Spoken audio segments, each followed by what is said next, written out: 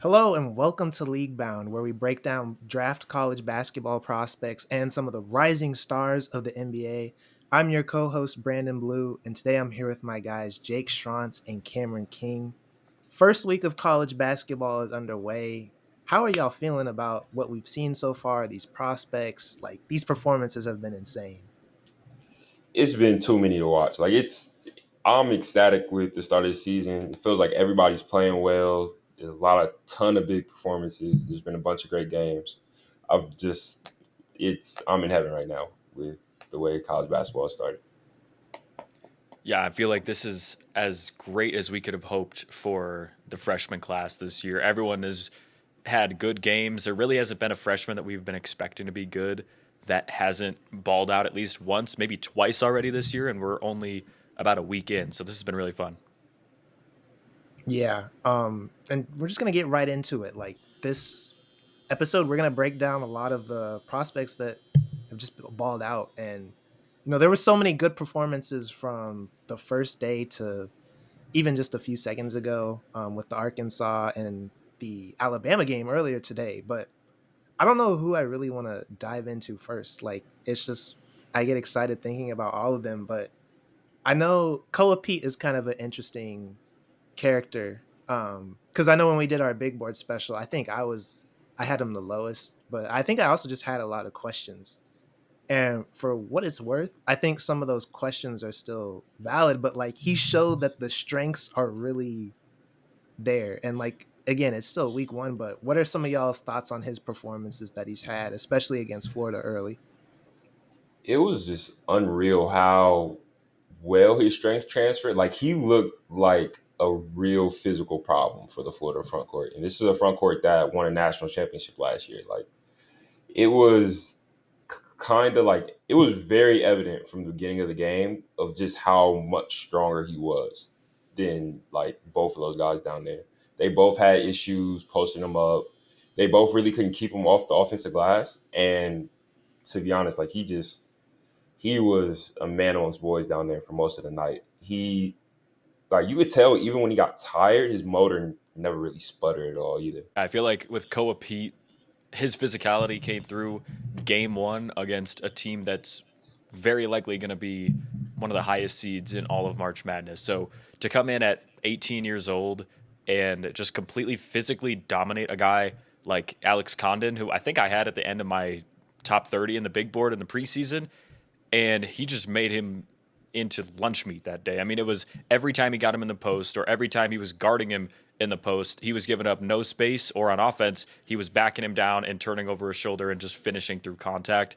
So Koa Pete may not have been the preseason in that big three of AJ and Cam and Darren Peterson, but after week one, he certainly has put himself inside that, maybe tier one category. Yeah, I mean, it was just an insane performance. I think they said that that was probably the most like statistically dominant performance from a freshman at Arizona in their debut, which I didn't know, but like he was doing a little bit of everything. And I think one thing that popped out to me too was just how much the vertical athleticism is there too. Like that lob he caught, and even Insane. like it was just there was a lot to like. And Pete is somebody I'm definitely gonna keep my eye on because like if he has consistent performances like this, like it's gonna be hard not to put him in that top five. And like for some people, I'm sure he's already there. But um yeah, who else are some of the guys that you guys want to talk about? I mean, I feel like there's just a lot that we could really get into. We got I to hear mean, from Cam about Caleb Wilson. We haven't heard him yet. Yeah, we'll get to that. I do want to add one more thing on Cole Pete though. What really impressed me, and I think is like the biggest like upside thing for him as far as like translating to the NBA, is his ability to kind of get to his spot in the mid range. Like he hit a few jumpers, like not very far, like maybe like 5 to 10 feet from the rim. But like his ability to get to the spot, rise up over defenders was really impressive to me. But I think we can probably really quickly hit some of the same guy or some of the guys in the same game here. What did you guys think of like Boogie Flan, Xavier Lee, like the other guys in this game? yeah, they didn't obviously Florida lost, but to me, I think some of the questions that were still kind of apparent in their first or not their first. not Xavier's first, but like some of the years before, like a lot of the question marks were still there. And not to compare them to that insane guard play they had last year from Walter Clayton, but they just do kind of different things, and it showed. I feel like because Walter Clayton, he's like a big time shot maker. He's a smart player who can kind of make plays, and I think they can do that too. But they don't have the same level of shot making, and like especially getting downhill too. I think there was also a lot of question marks because I think that's something that they both have kind of struggled with consistently. Like, at Xavier, there was a few times where it's like he was getting downhill and he got to a spot, but he just didn't have the strength to really get up a solid look. And for Fland, I think there were some moments like that too. Fland actually, he also had a moment to tie the game from the corner, and he hit front iron on that shot. So, I think they still have time, but I don't think they're going to have the same kind of Walter Clayton effect that he had last year on Florida. Yeah, Boogie, to me, he played like a very mixed bag type of game. Like there was a lot of good stuff. I liked a lot of his passing. He didn't shoot it the best, but his jump shot didn't look broke. He just kind of missed a few. His ball pressure was really good at points. However, I think you kind of see why he didn't come out last year and what may kind of ultimately stop him from going out this year. Down the stretch of that game, he could not really do anything with Jaden Bradley. And it was just because Jaden Bradley ultimately was just kind of bigger than him. Like he was like an actual NBA size guard. And Flan just struggled to like when Bradley made up his mind he was going to get to the rim and finish, he just did it time and time again down the stretch of that game. And it was really nothing Flan could do. On the Arizona side, we had Braden Burries. He didn't have the best game. He got in some foul trouble, but some encouraging things. Like he had a really good like kind of look off head fake step through finish. That was kind of impressive. But other than that, I think that kind of wraps up that game. And then what game do you guys want to talk about next? Um, we did you guys see the Duke and Texas game at all? Because I know that was an interesting one for Boozer because it wasn't the best game, but he still was like really impactful. I don't remember what his shooting clips looked like in that game. I know the first half. I don't even know if he made like a few It actual. was it was really bad. It was inefficient. I mean, he still finished with a double double, but it's crazy the way he performed. It wasn't even that good of a game by his standard, and he still finished with a double double. Like when he has normal games, it's going to be 20 and 10 every single night.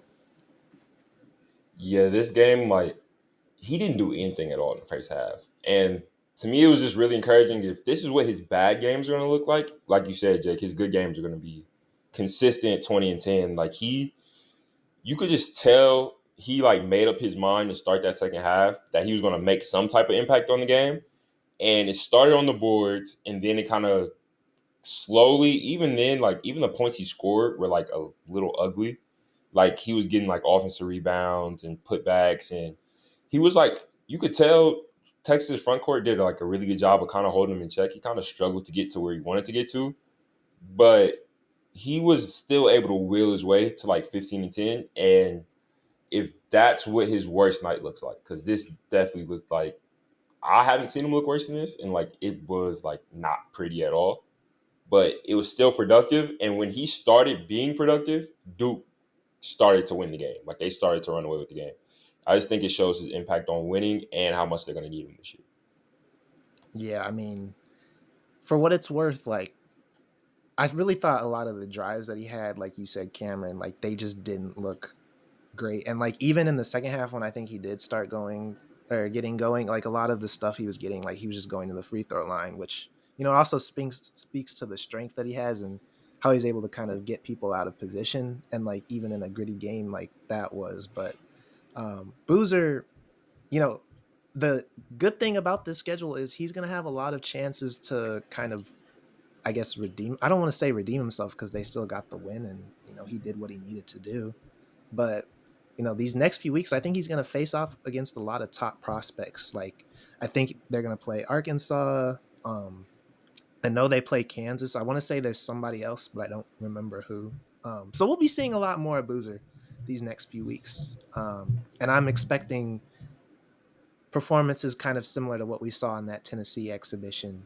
But yeah, is there anybody else that you guys want to hit on in that game? Or Isaiah Evans kind of just did Isaiah Evans things. He made shots. He continues just to have an absolute flamethrower from beyond the arc. So he showed like he had a good showing. Dame Sar played pretty well. There was like times I feel like he kind of disappeared from the game a little bit though. Like I would like to see him be like more consistent of an impact player. Other than that, Caden kind of didn't do a ton. Texas didn't really have. They played like a really good team game. I didn't. Did anybody jump out to you guys from Texas's roster? not really. Like I feel like to me, I was kind of more locked in on Duke, and like you said, it was kind of Isaiah Evans, and there were flashes from other people, but like for what it's worth, like I don't know if Texas really caught my eye that much. Yeah. Mm. But what did you think of the? Me and Jake got to talk about it. But what did you think of the KU and UNC game last night?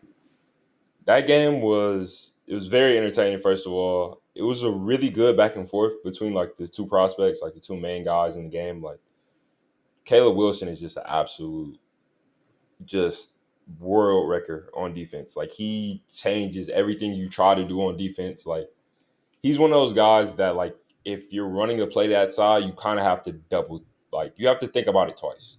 Like I don't know if we necessarily want to get him involved in this action. Like he guarded really, really well. He rebounded really well, and he just dunks everything around the rim, which is something that I knew he could do, but like at the level he's done it at high level college basketball now is like a little jarring to me. It's a little concerning because I don't know how well it'll translate. Just because dunking the ball like only it was like a lot of dunks, so it's like I don't know how translatable that would be to the next level, but the just level of intensity he plays at, I think that at least will translate. And for me, he's inching closer and closer into like maybe pushing to be like the bottom of that first tier.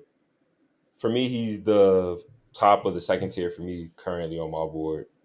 But I think if he continues to play like this, he's can only really move up.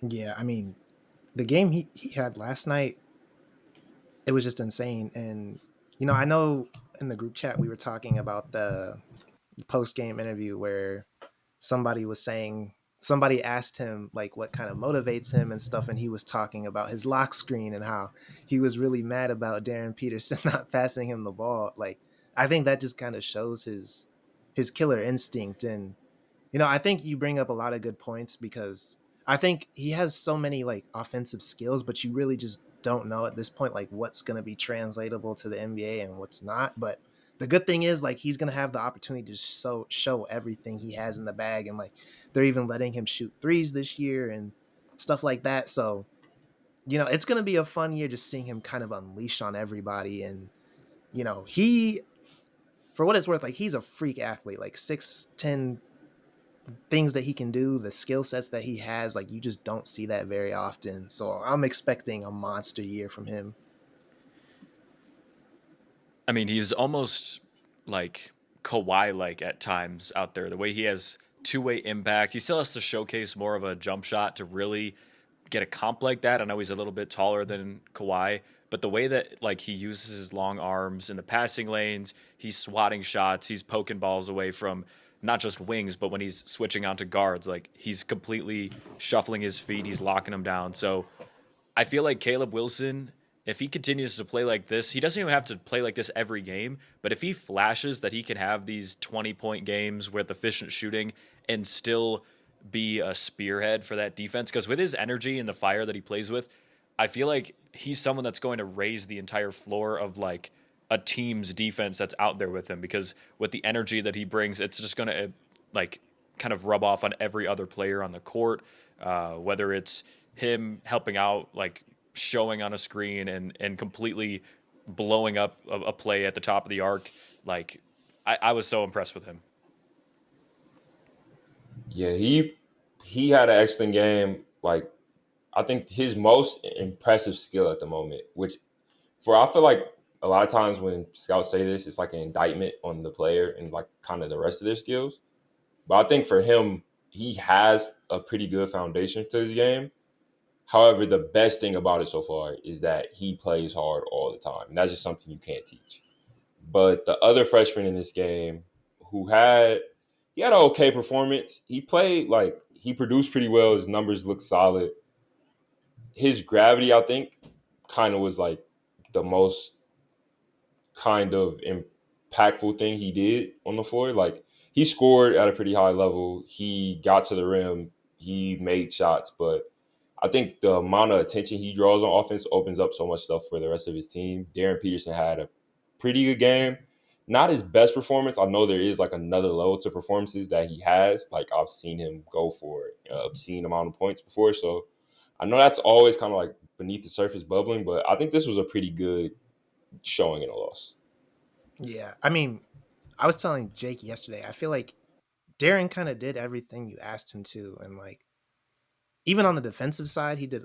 I think there was some good moments, but I don't know. I feel like, and I don't want to get caught up too much in the team stuff, but I feel like for Darren, there's also kind of a limitation when you kind of look at that roster and there's not really another like go-to scorer on that squad. Bryson Tiller, like before he fouled out, he was providing a lot of that scoring. And I think in general, like that's not really what you kind of want. Like you kind of want more of that from your guards.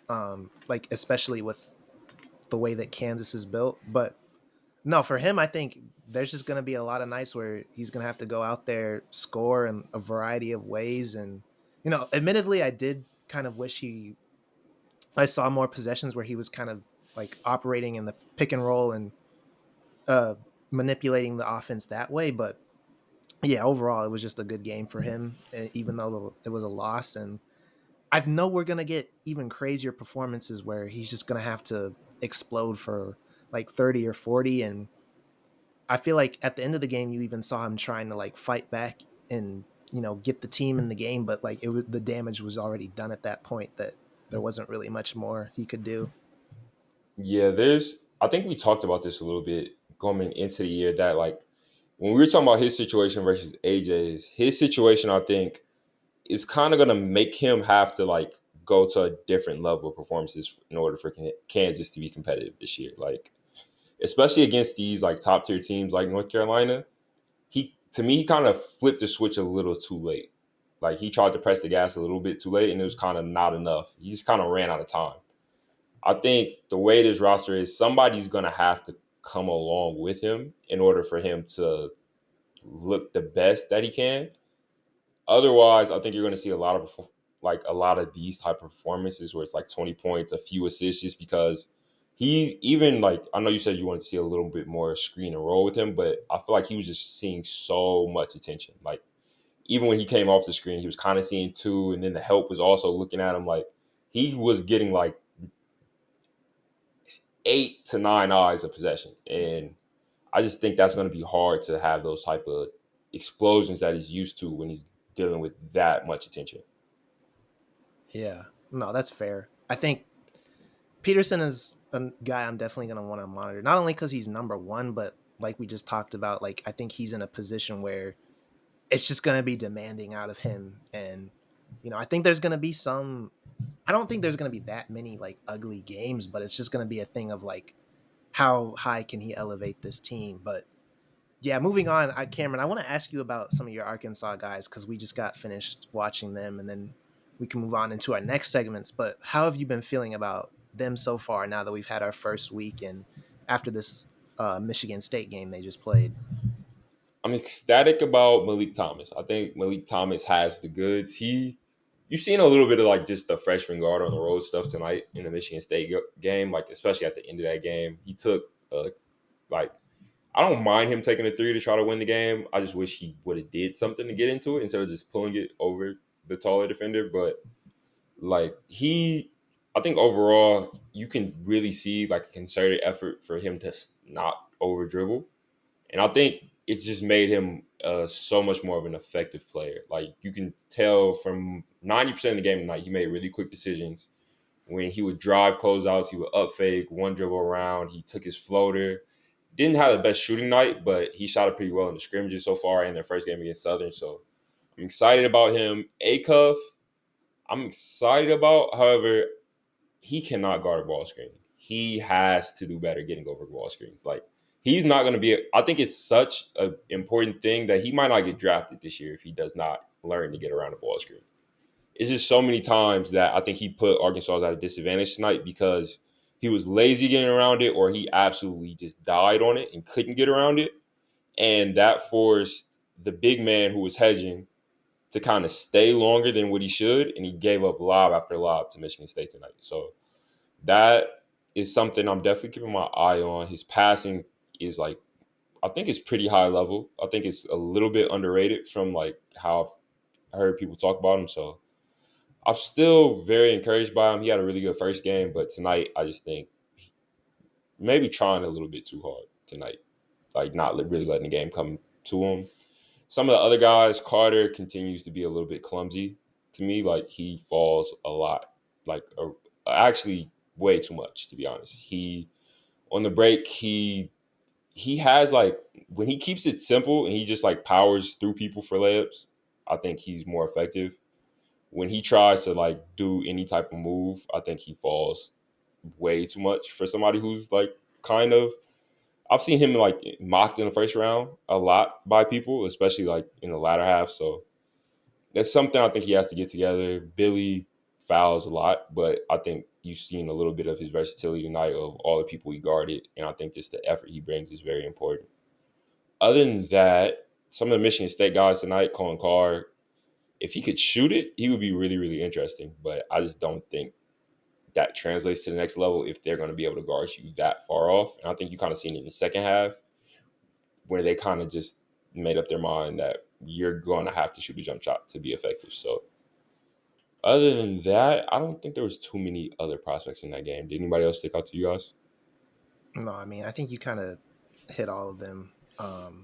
Cohen is somebody who like I really like to watch play just because of the insane athleticism, and like he got out to a pretty hot start today, but like again, he doesn't really have the shot, but he's always somebody I'm going to tune in to watch when he's on my TV. But no, I think with the Arkansas freshman, you kind of hit it on the head. I mean, Malik, I think he made a lot of good. I think he made a lot of good like decisions too early in the game, but like you said, once he got to those final minutes, it's kind of like okay, like let's not get out of body, you know. And Acuff, I think just kind of seeing some of the lizard, like he's a pretty built guard for his size and frame, I guess, but there's still kind of some physical limitations. Some of what you mentioned, I do think is kind of also a little bit of like that can be fixed too, like especially with the screen defensive screen navigation and stuff like that. But yeah, they're another group of guys that'll be fun to monitor throughout the rest of the season. Okay, in other games today, did you guys see Kyan Anthony's performance today? I did not. I have him pretty much penciled in as like a next year guy for now, just because the way I've heard his dad speak about his game, like they don't seem to be in a rush to get to the league. However, he's like kind of sneakily in the first two games, like been really productive and really, really efficient. They have been against like nothing teams, to be honest. Like he hasn't played anybody yet, so I'm kind of interested to see who they play. But he's kind of already cracked the starting lineup, so I'm keeping an eye out on him today. He made a lot of shots. He's like surprisingly kind of physical in traffic. Like it looks like he's put on a little bit of weight and it's helping him take bumps better.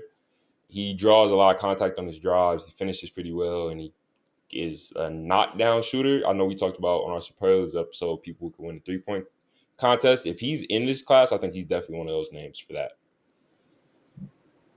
Yeah, I mean, being in double figures multiple times to start out, that's definitely an encouraging sign. But like you said, I mean, the competition level, it's kind of weird to talk about it this way because some of the freshmen, we kind of disregard the competition level. Some of them we've played, top 10 teams, but some of them have played, like we gave Darren Peterson credit for playing well against Green Bay, but it's just a different kind of scenario for Kyan Anthony because he's just not as highly projected to go in the draft. So I do agree. I think once we get to see him maybe against some better non-conference teams or once we get into ACC play, if he's still putting up, 16, 17 points Like that's definitely going to get his stock as a potential first rounder. I don't know if he'll get to the lottery.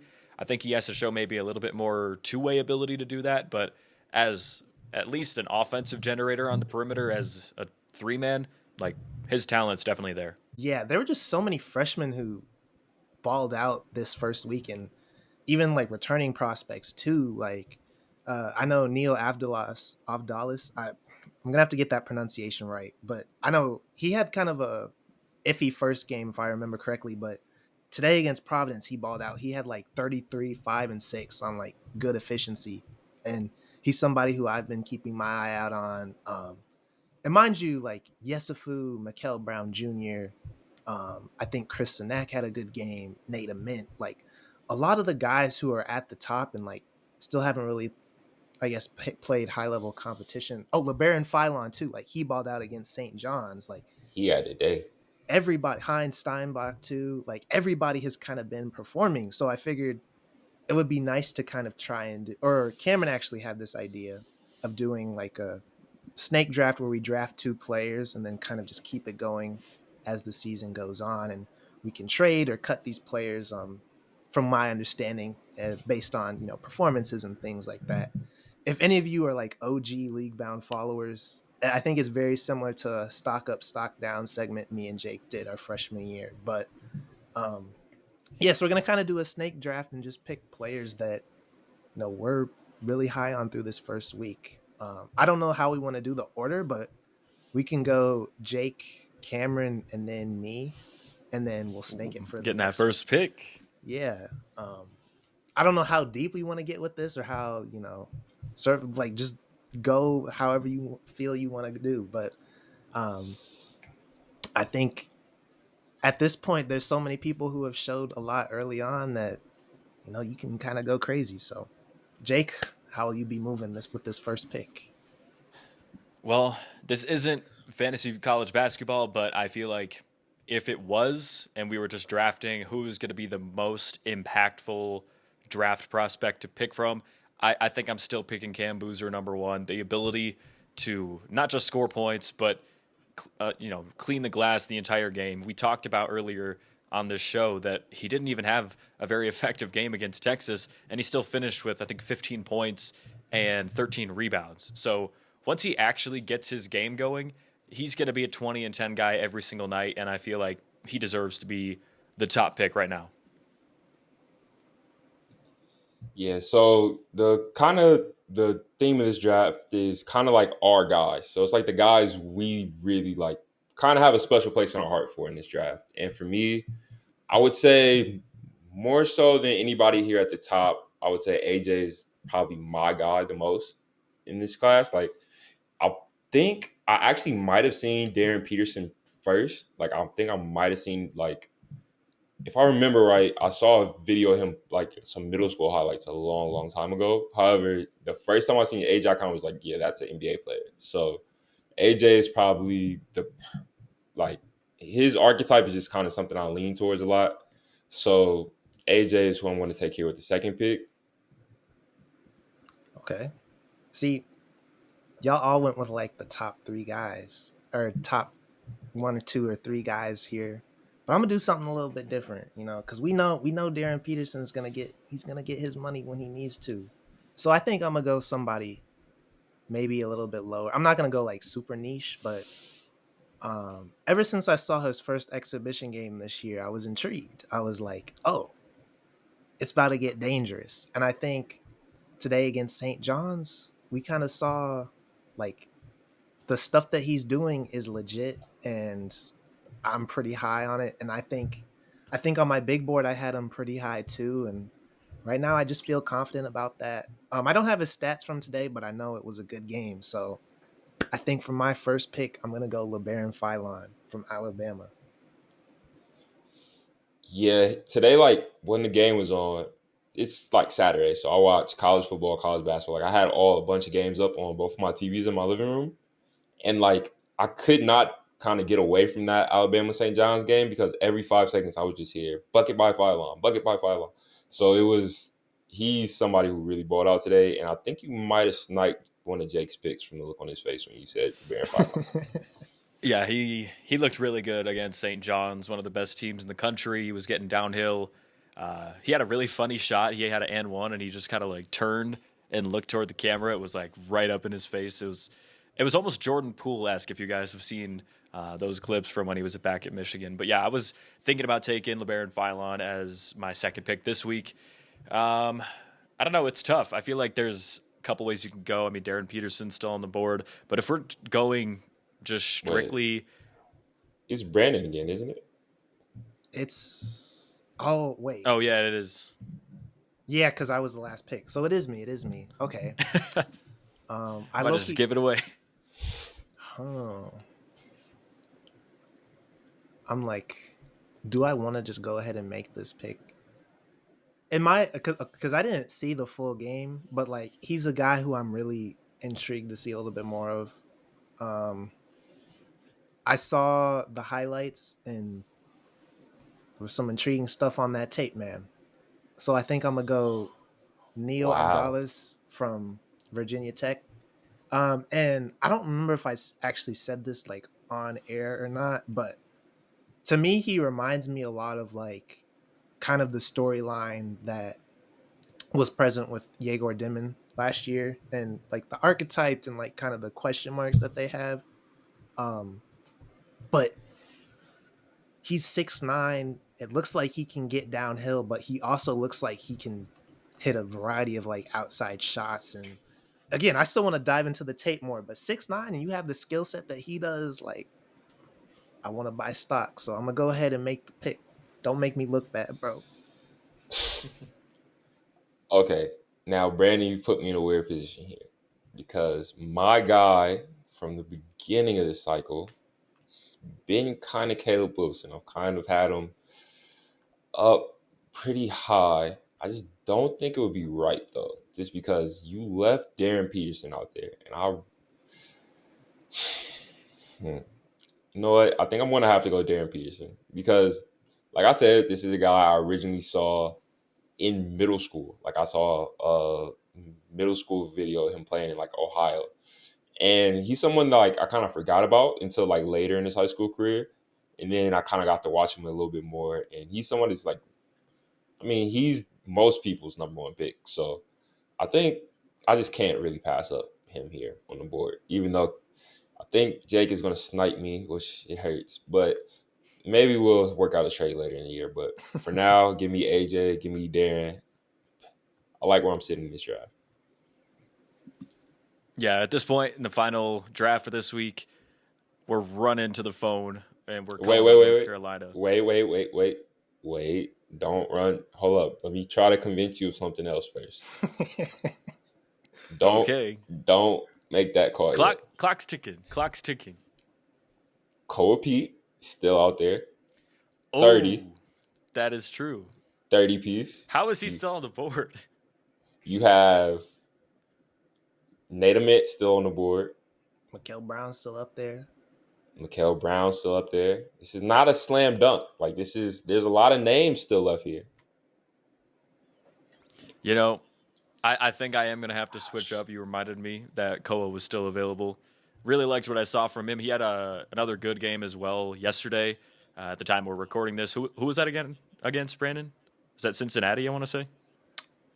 Who? Sorry. Koa Pete with Arizona. I believe so. Let me double check Yeah. that. Yeah, Or but he had another, I think he had 18 points or something like that in that it was game. Utah Tech. It was Another Utah. Utah Tech, that's right. So, way different team. But still, really good performance.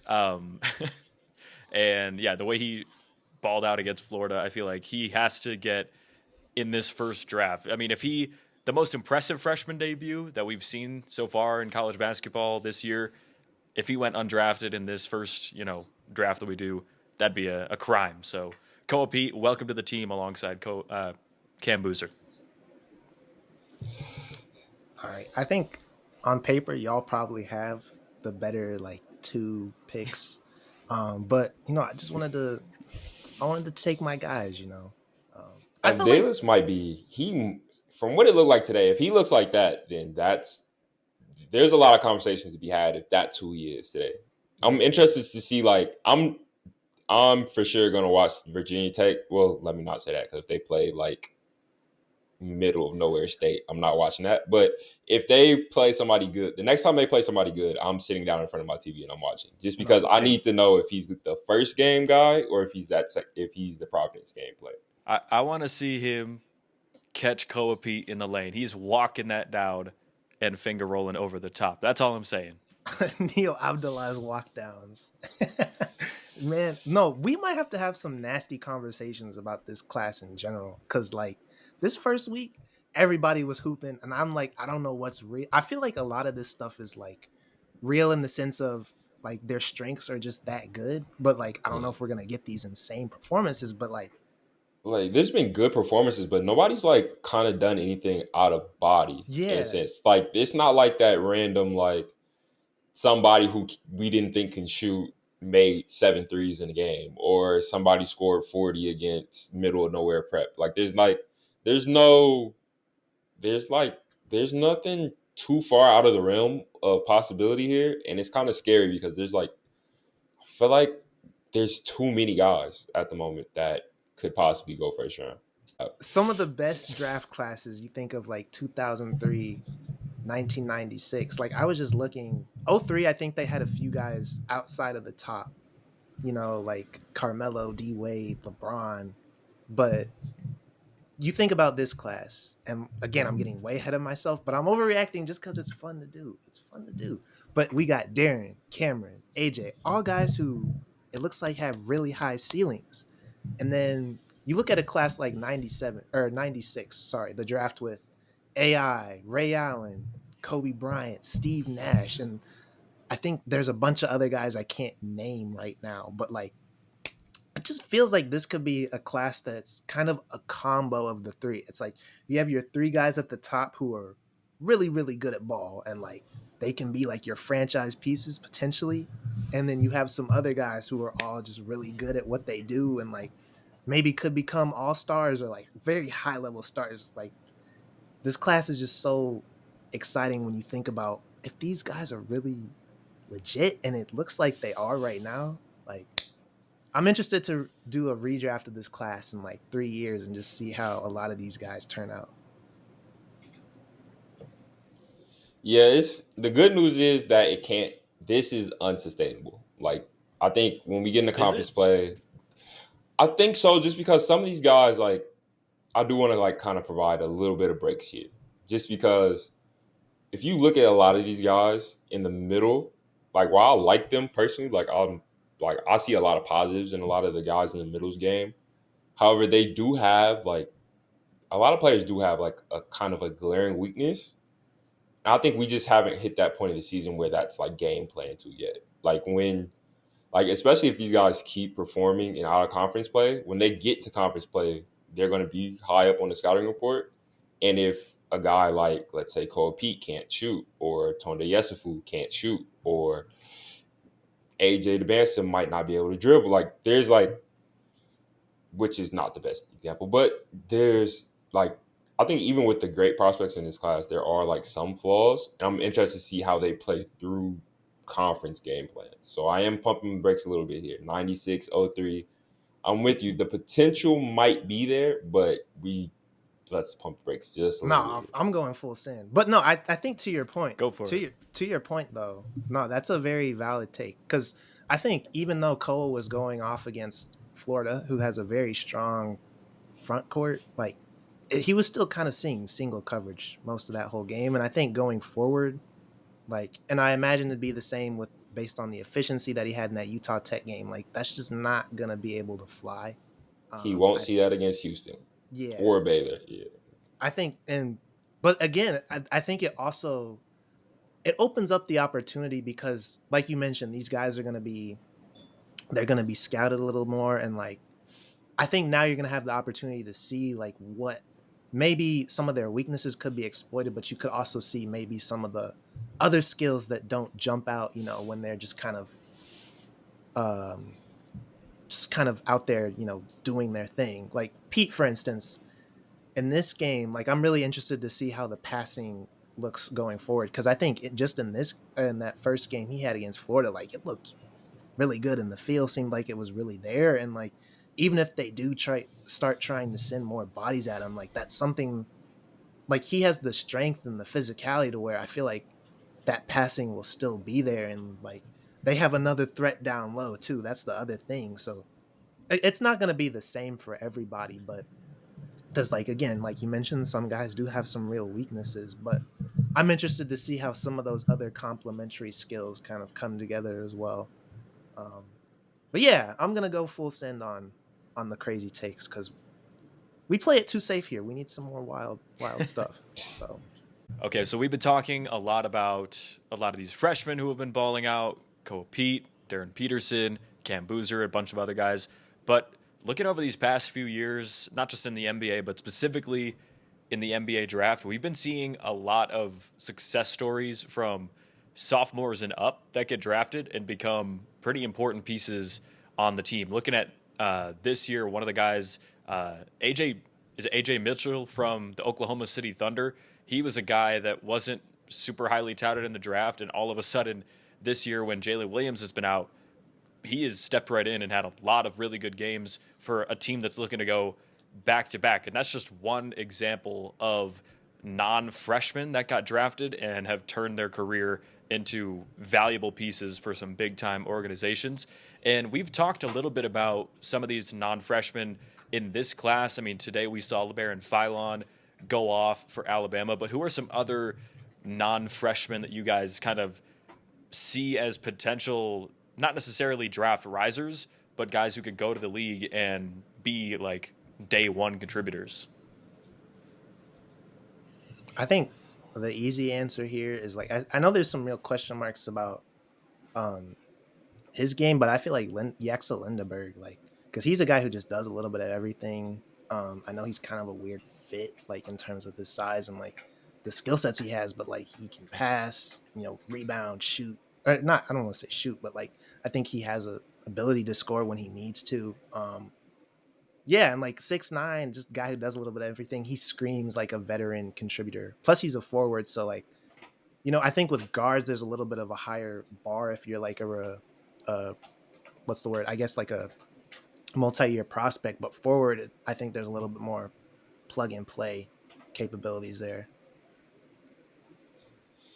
Yeah, I would say guys. I'm assuming we're wanting to get guys that are like outside like the first 2 years, correct? It could be anything. I was even thinking, a name like Isaiah Evans, who's not a freshman this year, had some draft stock last year, but decided to come back. I feel like he's a guy who could come in, get drafted maybe in the 20s, and be a big contributor on a playoff team. Yeah, like guys like him. It's weird because I feel like with multi-year guys, there's like two kinds of them. Like you have like the Jay Mitchells, you have the like really older guys who like I think a lot of times they're best suited going to like teams that want to win now just because they are a little older, they're a little more mature. They fit in with older locker rooms, even though he went to the Thunder, which is a younger locker room, but he's like kind of like he's around their median age and like he kind of just fit with them. Like a lot of those guys just seem to be more adept to stepping into league day one and making an impact on winning teams. Like a guy like Isaiah Evans, I would say might necessarily like I would rather see him go to like one of the younger teams just because I don't know if he would be able to stay on the floor with his defensive ability on like a high level contender. Like more of the guys I would say I'm looking at in this year's draft that are like the older guys. Guys like I feel like the last few years we've seen like kind of a random big pop through like a Brandon Carlson or the Warriors big that they have. These guys who like come in, they don't get a ton of minutes, but they like kind of serve a important role for like getting through the season. I think like a guy like a Dave Mara might possibly be that in this year's class. Someone who's been around for a few years. I think Miles Byrd is somebody who is like really interesting to me. I think he's somebody who, if he just can be a little more consistent, I think he's a first rounder for sure. Some other guys, I really like Billy Richmond if he can shoot it. Like he made a couple threes today. I think if he can shoot it, I think he's somebody that's like kind of tailor made to play that like um I don't know why his name is slipping my mind right now for Memphis. The second year for it, he got hurt last year. Cedric Coward or No, Jalen not Wells. yeah, Jalen Wells. I think he's somebody who like could fit that type of role, but with a little more off, like I'm a little more on the ball juice. So I think those are some of the older guys in this class that I'm keeping my eye on. Yeah, I think kind of another interesting aspect of this too is like, and I'm interested to kind of get your guys' perspective because there's something about kind of those prospects who are kind of unknown, like coming out of high school and played at like smaller programs. Like AJ Mitchell, I think is kind of an Mm. example of this versus like a LeBaron Philon. And I think it's also a very important question now because you just have a lot of first round caliber talents that are probably just staying because of NIL and things like that. But it's like it does make you wonder a little bit, like, with some of these unknown guys who, maybe are playing against smaller competition or like, I know we haven't really had one recently, but it makes you wonder, like, what would it take for them to reach their ceiling? Once they get into the NBA, like, because you have Damian Lillard, Steph Curry, all these guys who played at these mid-major programs, and like, it feels like since Ja, we haven't really had a guy who kind of came from a mid-major and ended up being like a top, I don't know, lottery pick, and went to a team to really be the guy. And now, do you think that's kind of possible with returning players, or like, what do you think is kind of stopping us from seeing players who have had that kind of route? If you guys understand what I'm saying. Yeah, I don't want to like overreact just because college basketball is changing, like ever changing almost. Like it's kind of changing every year more and more. However, like if you were to tell me the rules are going to stay the same as they are, which they're not, but if you tell me the rules are going to stay the same, the landscape is going to stay similar to what it is now for the next few years, I would say that might almost be like a thing of the past. Like it's kind of extinct just because if you look at a lot of the guys that like draft people like that were from those lower level mid major teams, they all kind of left in the transfer portal. Like I think the transfer portal kind of kills it a little bit just because your best player at a Murray State or at Weber State, like where these guys went, I just think you're going to see less and less guys turn down the opportunity to make infinitely more money at to just go be the sixth man at Louisville or be the sixth man at Kentucky. Like if you can go make a ton more money playing for a program you probably always wanted to play for as a kid, it's just a really hard proposition to see some of these guys at least get drafted from that rank, just because also I think scouts kind of want to see it on the highest level a little bit. Like I think somebody like a Bennett Sturts, it's like he was really good. He's somebody who was like kind of getting a little bit of buzz last year to come out. However, like I think maybe the holdup was we need to see it at the next level. So I think the decision is I can go and kind of unproven from the mid-ranger level, or I can go make more money than I might make as a rookie with a program like Iowa and then get to showcase I can do it at that level. And I just think that's probably a more feasible route. It is funny though, because I was just thinking about that, like Kawhi, Dame, Steph, and like even Paul George. Like so many of the stars we have now, I feel like just kind of came from not like, Curry. Oh, yeah. yeah, Oh. like they didn't come from your typical blue bloods and like your typical college, I guess, environments that you would expect. But if you look at it, like if you just play their careers back, like a lot of those guys are like multi-year guys. If you play their careers back and like put it in today's game, they are definitely gone. Like Steph Curry after that first run at Davidson, he's out of there getting paid. Yeah. But then there's also like kind of, it makes you wonder, like, would they still be the guys that they are if they didn't? I mean, Steph is like, he's an insane talent. So I feel like for someone like him, you always kind of want to say, yeah, he would have figured it out. But like, but there are some of those guys too who also, I think, once they got to the league, like Paul George and Kawhi, like once they got to the league, they just really took another. Like, yeah, they became different players. Like Paul George in college is good, but he's not the Paul George we think of when we think of Paul George. Yeah. Okay. Hey, I mean, if you want a small school guy with some NBA ability, I'm looking at Zach State and Mikey Williams. Gotta say, Hey, he had 10.6 assists. Hey, you know what? You might be on to something, Jake. You might be on to something. The next Sac State GOAT, I think Mikey Williams. I think he had bad efficiency, but it's good to just see him out there balling, man. You know, I don't. People are like, he's not gonna get to the league. I'm just happy to see him balling, man. The only other guy I was looking at for vet that's could be a later round guy. I mean, think about this past year's draft. I think Will Richard from Florida was drafted in the 50s, and I was watching a Warriors game yesterday where he was hitting rainbow threes off the bench. I feel like a guy who could come in and do that is Christian Anderson from Texas Tech. He's had some huge scoring games for the Red Raiders, and I mean, as an older player in this specific draft class with all these freshmen, are we really thinking Christian Anderson's going to get drafted in the first round? I highly doubt it. He could be a guy in the mid 30s, maybe 40s, that is going to come in with a college resume of averaging 20 points per game. So, really impressive. Yeah, Cam, I'm surprised you didn't take him for your draft too, because I know he was a guy you liked. But Nah, he's gonna make an appearance at some point. It's just we have multiple rounds to get through. I feel that. But yeah, Let's no, see. he gave Yeah, me. he's only a sophomore. Jesus Christ. Yeah, he's like a super. Like now he's gonna have the whole year to actually like kind of be the guy. I mean, I know there's JT Toppin, but he doesn't really do what Christian Anderson does. So Move he over gave JT. yeah, Christian Anderson. He gave me 70 in fantasy. So shout out to him, man. It's funny to call a sophomore like an older guy, but in this draft class, you are. Oh yeah, and I think you're gonna see a lot more. I mean, Christian Anderson, like I know he had some draft buzz last year, but I think it's kind of like let's wait and see what he looks like.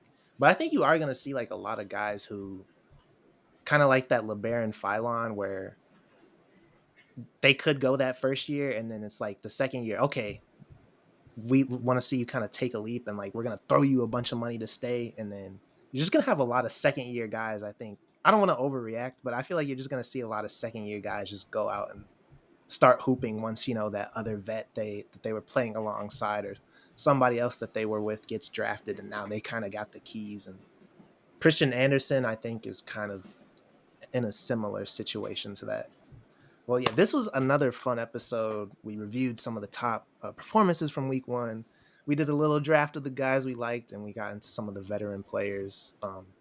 All in all, you know, I think there's still a lot of excitement to see left in the season. I think we're at a point now, though, where Cameron kind of talked about it earlier, but everything's really high right now, and I think eventually it is kind of going to come down. So that point is going to happen inevitably, but there's still so much to like about all these prospects.